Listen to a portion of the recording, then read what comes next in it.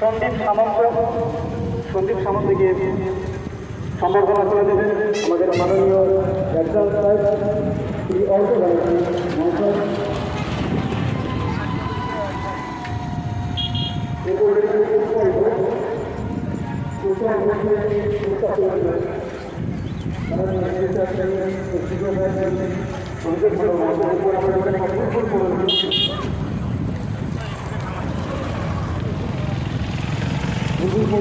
Guys দেখতেই পাচ্ছ Shyamsundar police স্টেশনে কালী পুজো এবছরের কীরকম সাজানো হয়েছে আলোকসজ্জায়।